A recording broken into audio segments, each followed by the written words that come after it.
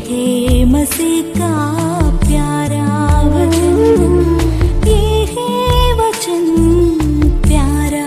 परमेश्वर के धन्य नाम की महिमा हो। प्रभात मनन के सत्र 2212 में आप सभी का बहुत ही विनम्रता के साथ स्वागत करता हूं। आइए आज का मनन के लिए हम पढ़ते हैं याकूब अध्याय 1 पद 13। जब किसी की परीक्षा हो तो वो ये ना कहे कि मेरी परीक्षा परमेश्वर की ओर से होती है, क्योंकि ना तो बुरी बातों से परमेश्वर की परीक्षा हो सकती है और ना वह किसी की परीक्षा आप करता है। कल हम ये बात संक्षेप में चर्चा किए थे कि शैतान कैसे मसीही विश्वासियों का परख करता है। शैतान इसलिए मसीही विश्वासियों का परख करता है ताकि वह ये परमेश्वर के सामने साबित कर सके कि हम परमेश्वर से प्रेम नहीं करते हैं। इसलिए ही ये हमारा दायित्व है कि कष्ट एवं परेशानियों को क्यों न झेले तो भी हम ये साबित कर सके कि हम वास्तव में परमेश्वर से प्रेम करते हैं। और हम ये कैसे साबित करेंगे कि हम वास्तव में परमेश्वर से प्रेम करते हैं? प्राथमिक रूप में परमेश्वर से हमारा प्रेम को साबित करने की तरीका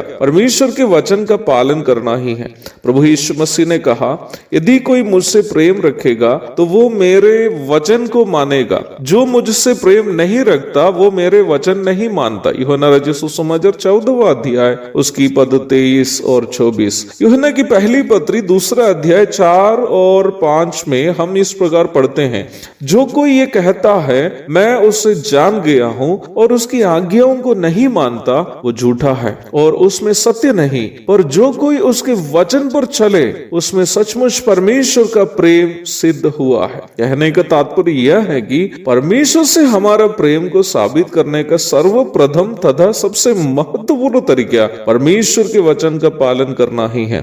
शैतान के तरीका भी यही है कि हमें परमेश्वर के वचन से दूर करे और हमें परमेश्वर के नाम में ही क्यों न हो अन्य कामों को करने के लिए प्रेरित करे जो वचन से खिलाफ या बाहर है। 1-2 दिन पहले मैं एक वीडियो देख रहा था जो पाकिस्तान के एक देहाती क्षेत्र का था। वहां के एक ईद भट्टा से मेरा एक फेसबुक मित्र जो एक मसीही प्रचारक भी है ये वीडियो पोस्ट किया था। 25 दिसंबर के दिन वहां के ईद भट्टा के मजदूरों के साथ एक ये प्रचारक भाई यीशु मसीह का जन्मदिन मना रहा था। सामने एक टेबल पर एक केक रखा हुआ था और सब लोग मिलकर ताली बजाते हुए happy birthday Jesus, happy birthday Jesus गा रहे थे। आप सोचेंगे कि इसमें क्या गलती है? अगर शैतान को थोड़े हैप्पी बर्थडे गाए हैं, यीशु मसीह का ही हैप्पी बर्थडे गाए है ना। पर मैं जानता हूं कि वे लोग अपने अज्ञानता से ही इस प्रकार किए हैं, इसलिए मुझे उन लोगों से कोई गुस्सा या किसी प्रकार की जो घृणा की भावना नहीं है। पर मैं ये उदाहरण आपको एक बड़ी सच्चाई समझाने के लिए ही बताया हूं।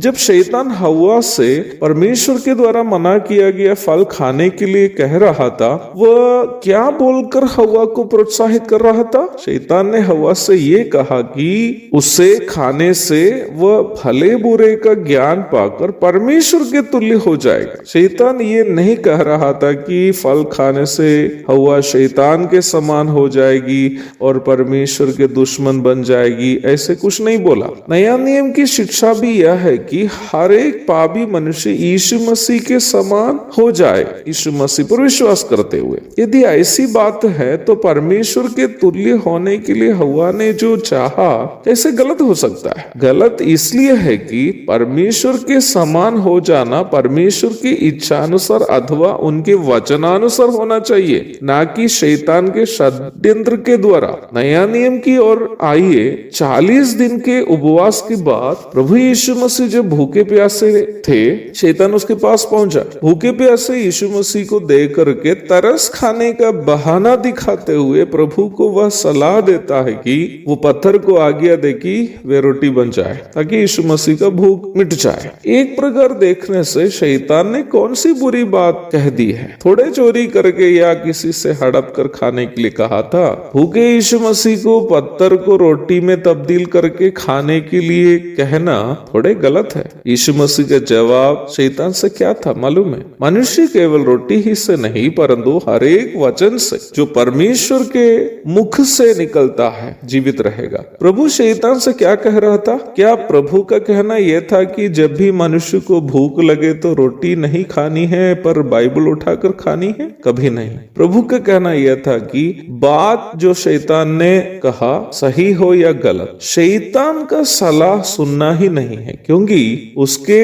सही लगने वाले सलाहों के पीछे भी हमें फंसाने का कुछ षड्यंत्र जरूर होगा, जैसे हव्वा को फंसाया था। हमें परमेश्वर के प्रेम से और परमेश्वर की योजनाओं से दूर करना शैतान के हर गतिविधि का लक्ष्य है। इसलिए ही कष्ट सहकर भी क्यों ना हो, हमें परमेश्वर के वचन के प्रति विश्वास योग्य रहना जरूरी है। हम करने वाले हर काम, चाहे वो हमारे नजर में हमें सही भी क्यों न लगे, हमें ये परखना जरूरी है कि ये परमेश्वर के वचन के अनुसार सही है या गलत। अगर परमेश्वर का वचन उस बात को सही मानता हो तभी हमें करना, अन्यथा हमें सही भी क्यों न लगे, हमें उसे नहीं करना है, क्योंकि वो शैतान का षड्यंत्र हो सकता है। एक और शुभ दिन की धन्य कामनाओं के साथ आज का मनन मैं यहाँ समाप्त करता हूँ। प्रभु आप सबको आशीष दे।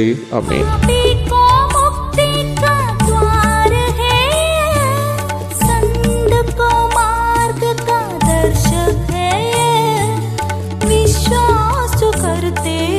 उसके लिए अनंत जीवन का साधन है।